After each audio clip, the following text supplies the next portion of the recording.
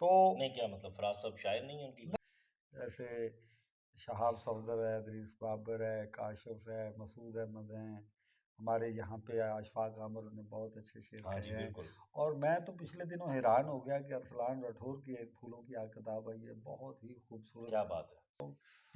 میں خود جانتا ہوں کہ یہ تابش جو ہے اس نے کبھی اس کو مطلب کسی ذکر تک نہیں کیا. امریکہ میں روز جاتے ہیں یہ ادھر. بسم اللہ الرحمن الرحیم، اللہم صلی علی محمد و آل محمد. چائے کے ان گرما گرم پیالوں کے ساتھ میں ہوں وقاص عزیز، اور میرے ساتھ آج ایک بڑی معروف شخصیت ہیں. میں موٹا ہو چکا ہوں، پھول چکا ہوں، بال جھڑ چکے ہیں، بڑھاپے کی جانب گامزن ہوں، لیکن ناطق صاحب ویسے کہ ویسے ہی جوان ہے جیسے 2007 میں سردیوں کی ہی ایک دوپہر تھی اور اکادمی ادبیات میں ہماری ملاقات ہوئی تھی. آج سخن کی اس خصوصی نشست میں بڑی باتیں ہونی جا رہی ہیں، لہٰذا آپ اپنے کان بھی صاف کر لیں، اور جنہوں نے نہیں کیے ہوئے ان کے بھی آج صاف ہونے والے ہیں، کیونکہ ناطق صاحب کے فن پہ اور ان کی جہاد پہ بات کرنے کے لیے مجھ جیسے شخص کو جن کا ان سے بڑا قریبی تعلق ہے وقت بھی چاہیے اور بڑا سوچنا سمجھنا بھی چاہیے. ناطق صاحب سے آج ہم بات کریں گے معاصر ادبی منظرنامے کے حوالے سے. اور معاصر ادبی منظرنامے کی جب بات آتی ہے تو اس میں سب سے پہلے جس چیز کو اہمیت دیتا ہوں وہ تخلیق ہے. ناطق صاحب بہت محبت آپ کی. بہت شکریہ وقاص عزیز، آپ یہاں آئے اور مہمان نوازی کا موقع دیا. بڑی محبت آپ کی. اور یہ بتائیے کہ آج اردو دنیا میں جو تخلیق کا معیار ہے وہ آپ کیسا دیکھ رہے ہیں؟ چاہے وہ اس کو میں تمام جہات میں کلیت کے طور پہ اس سوال کو رکھ رہا ہوں. دیکھیے، تخلیق ہوتی ہے وہ کسی بھی شعبے میں ہو، پینٹنگ ہے، موسیقی ہے، فکشن ہے، داستان ہے، اردو افسانہ دنیا اسی ناول لیے ہے. کہا. وہ تو جتنے اصناف کے شعبے ہیں وہ سارے تخلیق کے زمرے میں آتے ہیں. اور تخلیق کے بعد دوسرا کام اس پر جرا و نقد کا ہوتا ہے. جی بالکل ایسے ہی ایسے کہ ہی پہلے تخلیق ظہور میں آتی ہے، اس کے بعد اس پر گفتگو ہوتی ہے. ایسے ہی ہے. لہذا تخلیق کا کوئی ایک پیٹرن نہیں ہوتا کہ اس کے کوئی اس کے پیمانے نہیں ہوتے کہ وہ کیسے ہونی ہے. وہ وہ کسی بھی صورت میں کسی بھی شکل میں وقوع پذیر ہوتی ہے.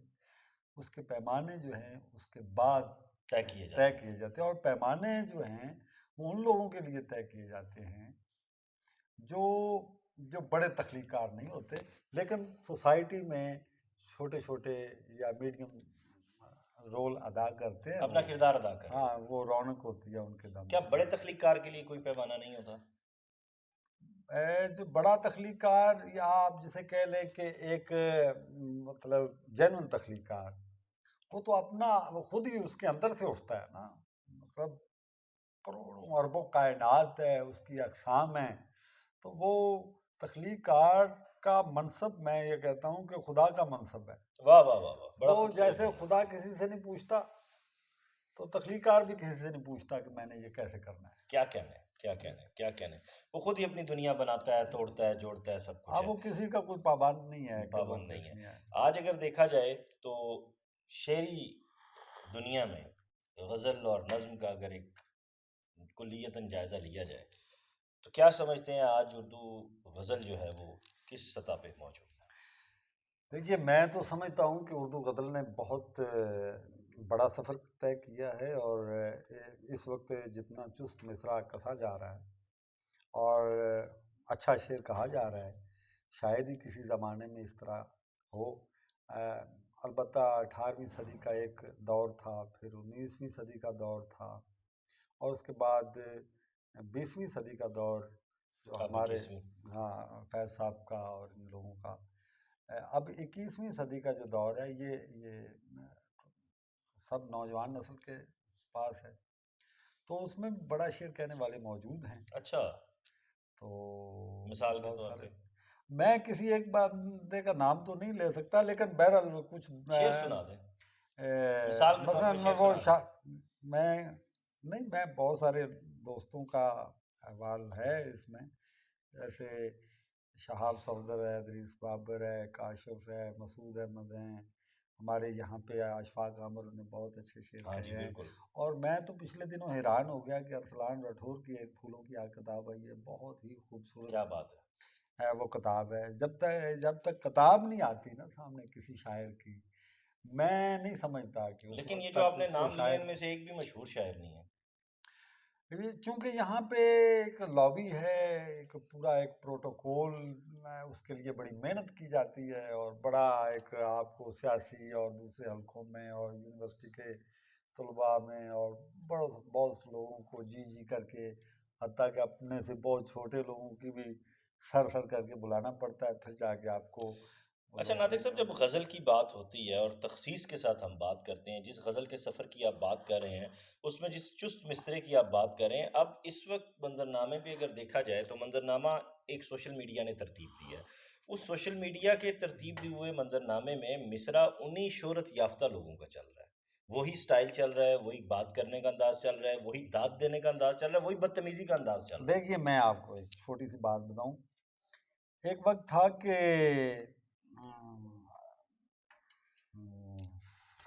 فراز، ہر ایک بچہ جو ہے، ہر ایک بوڑھا، ہر ایک جوان فراز کر رہا تھا، کہاں ہے آپ کو؟ تو نہیں، کیا مطلب فراز صاحب شاعر نہیں ہیں ان کی غزل؟ میں نہیں اس کو بالکل ایک ان سے تو کہیں درجے، اصل میں وہ نقال ہیں۔ آپ نے ایک شاعر تھے وہ، اے عشق ہمیں برباد نہ کر، ہم بھولے ہوں کو یاد نہ کر، ان کا نام ہے، ابھی یار وہ میرے دماغ سے نکل گیا، یار وہ نظمیں بہت ساری لکھی ہیں ان کی، وہ اختر الایمان، اختر شیرانی۔ اختر شیرانی۔ تو یہ بنیادی طور پر یہ بڑا شاعر تھا، فراز سے کہیں بڑا تھا۔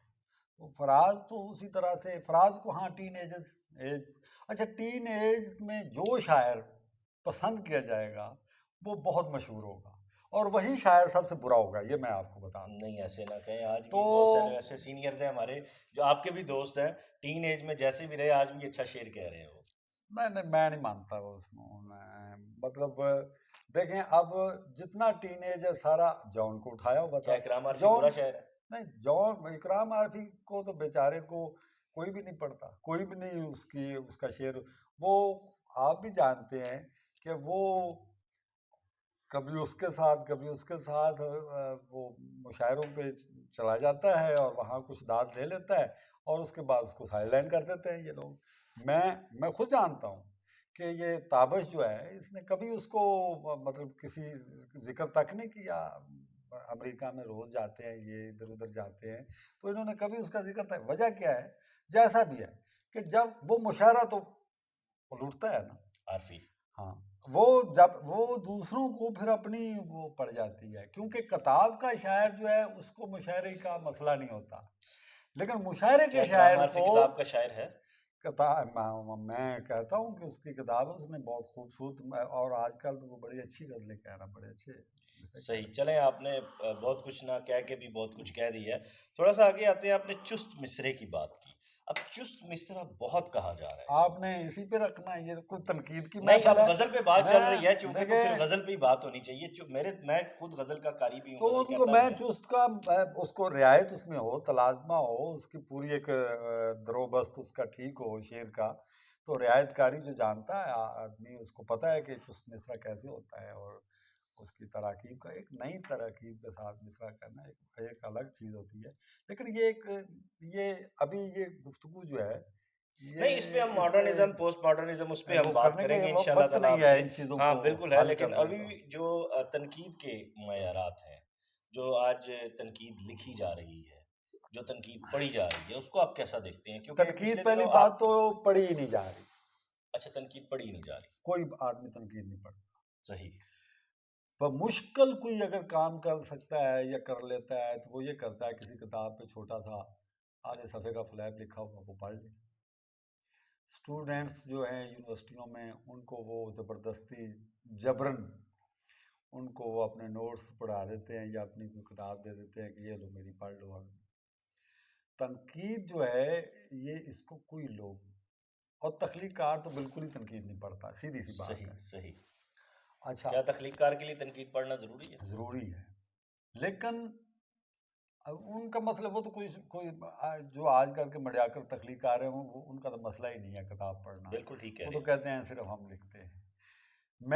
میں نے اپنے مطلب جوانی کے دور میں بھی، اب بھی کوئی تنقید کی کتاب ہاتھ آتی ہے تو میں نے ڈاکٹر سید عبداللہ، میں میٹرک میں تھا تو اس کی ایک مباحث ایک کتاب ہے، جانتے ہیں اہل ادب نقد کہ وہ مشکل کتاب ہے، لیکن مطلب اس دور سے میں نہیں تنقید آپ کو کے پڑھنا مزاج سے شروع ہم کیا ہے. واقف حسن ہیں. عسکری ہے، فاروقی صاحب ہیں، پھر وہ غالب کتاب گھر سے ہم نے خود وہ بہت ساری کتابیں ہاں، خریدی. تو وہ تنقید و تخلیق میرا، اور زیادہ تر تو میں ہسٹری بہت پڑھتا ہوں. تو لیکن میں یہ بات کر رہا ہوں عمومی طور پر صحیح. طلباء کا یا عام لوگ تنقید بالکل نہیں پڑھتے. ٹھیک اگر ہو کوئی گیا. پڑھتا ہے تو، بلکہ میں یہ کہتا ہوں کہ شاعری بھی کم پڑھتے ہیں، وہ فکشن پڑھتے ہیں. صحیح صحیح صحیح. آج جو جدیدیت، مابعد جدیدیت کی مباحث چل رہی ہیں بالخصوص لاہور سے، ان کو آپ کیسا دیکھ رہے ہیں؟ دیکھیے، یہ ایک لاہور اورینٹل کالج کا ایک پروفیسر ہے، اور سارے پروفیسروں کو یہ بیماری ہوتی ہے. تو وہ اس طرح وہ یہ جو ہے نا، کوئی لفظ ایک لے لیا مغرب سے اور اس کو چلانا شروع کر دیا، بعدیات، نو بعدیات، جدیدیت. تو کون پروفیسر؟ میں نے نام بڑا ناصر سوچا. عباس نہیں ہے. نہیں، ان کا تو کام ہے، خاصا کام ہے اس چیز کے اوپر. تو کام تو میاں میں یہ کہہ رہا ہوں کہ کام تو اپنا عمر احمد کا بھی بہت ہے، وہ ٹھیک ہے، اور ہادی رسوا نے ایک ہی ناول لکھی لیکن ہے، کیا دو وجہ ہے کہ ناولیں اچھا لکھی چلیں ہیں. ٹھیک ہے، آپ نہیں مانتے ان کو. ایک سوال ہے میرا آپ سے، آج کا آخری سوال ہے یہ، کیونکہ ناطق صاحب سے ہم نے ایک سیریز آف پروگرامز ریکارڈ کی ہے، وہ آپ کے ساتھ شیئر کریں گے. آپ نے کہہ دیا کہ ان کا کام نہیں ہے. اگر ان کی جو تھیریز ہیں ان کو پھر چیلنج کوئی کیوں نہیں کون سی کرتا؟ ان کی تھیوری ہیں بھائی؟ تھیوریاں تو مغرب کی ہیں، یہاں پہ کون سی انہوں نے تھیوری دی ہے؟ کوئی تھیوری نہیں ہے. مغرب تھیوری دیتا ہے، یہ اس کو، وہ تو اتنے نقال ہیں کہ وہ ایک نے یورسا میں نئے ناول نگار کے نام خط لکھا تو نئے تنقید نگار کے نام خط لکھ دو. بھائی یہ تو ایک مطلب جہالت ہے کہ آپ اپنا کتاب کا اپنا نام نہیں رکھ سکتے. تو اس کا کیا نام لوگ ہے؟ اپنی کتابوں کے اپنے نام، وہ بھی مغرب سے چوری کیے ہوتے ہیں نام بھی. تو اب میں نظم کیسے اچھا پڑھے؟ چلیں، مطلب کوئی بات ہے کرنے کی. اچھا چلیں، اگر وہ تھیری ساری خیر میرا تو ان نکالی کا پہ مسئلہ ہیں، نہیں ہے ہاں، یار، میں تو میرا ایک سوال یہ تخلیقار ہے. ہوں، میرا ان سے کوئی لینا دینا ہی نہیں ہے. میں یہ کہتا ہوں کہ یونیورسٹیوں میں طلباء کو تخلیق پڑھنے پہ لگایا جائے. ٹھیک صحیح ہے، ان کو کہیں کہ بھائی یہ کتاب ہے، جیسا کہ مغرب کرتا ہے. صحیح ہے. وہ فکشن پڑھاتا ہے باقاعدہ، اور کئی یہ تو خلاصے دیتے ہیں کہ یہ خلاصہ یہ پڑھ لو، صحیح اور وہ بھی انہوں نے خود نہیں پڑھا ہوتا، وہ صحیح بھی کسی کا سنا وہ وہاں پہ دیتے ہیں کہ چلو صحیح. یہ پڑھ لو. یہ میرے تو پھر تجربات ہیں. اردو تنقید کے پیراڈائمز کون طے کرے گا؟ اردو تنقید کے پیراڈائم جو ہیں وہ تخلیقات طے کرے گا. تو پھر آپ لکھیں. تو میں نے تو لکھی ہیں، لیکن وہ کوئی پڑھے. میں نے ایک آزاد پہ کتاب لکھی، ایک اقبال پہ لکھی ہے، ٹھیک ہے. نہیں، اقبال والی تو ہم نے پڑھی ہے، اچھا، آزاد والی کا مجھے ہی آزاد والی لکھی، وہ تحقیق پہ ہے، یہ تنقید پہ ہے. بھائی پیراڈائم تو وہ طے کرے گا جو تخلیق کی قوت کو جانتا ہے، بے شک. اس کے منابع کو جانتا ہے، ٹھیک ہے. اور آج تک جتنی تنقیدی کام بھی مشہور ہوا ہے نا، یا معروف ہوا ہے، یا ان کا کوئی حیثیت ہے، وہ بھی تخلیق کاروں نے کیا ہے. بالکل درست بات ہے. یہ بات تو ظفر اقبال کی مجھے یاد آ اور رہی ہے. بعد میں اگر کوئی تخلیق کے وہ میں وہ راگ سے کہانیاں لکھ دوں گا تو میں تخلیق کار کے لا لوں گا، میں فلاں کر دوں. یہ تو ایسی ہی ہے کہ آپ بھاگتے ہوئے جناب جی مل جائیں، وہ کیا چلیں ہے، لو لگا کر اس پہ اگلے پروگرامز میں بھی آپ کے ساتھ شیئر کریں گے. آج میں وہ ظفر اقبال کی بات کے ساتھ اختتام کرتا ہوں. ظفر اقبال صاحب کا کہنا ہے جناب کہ تخلیق کار کو تنقید لکھنی چاہیے، اور یہ بات ناطق صاحب بھی کر رہے ہیں، اور یہ کافی عرصے سے ناطق صاحب بھی یہ بات کر رہے ہیں. خیر اگلے پروگرام میں ایک کچھ غزل کے حوالے سے بالخصوص ہم بات کریں گے، پھر نیکسٹ نظم، پھر تنقید، اسی طرح آگے. اپنا خیال رکھیے گا. اگر آپ کو پروگرام پسند آیا اسے زیادہ سے زیادہ شیئر کیجیے گا. دعاؤں میں یاد رکھیے گا. خدا حافظ.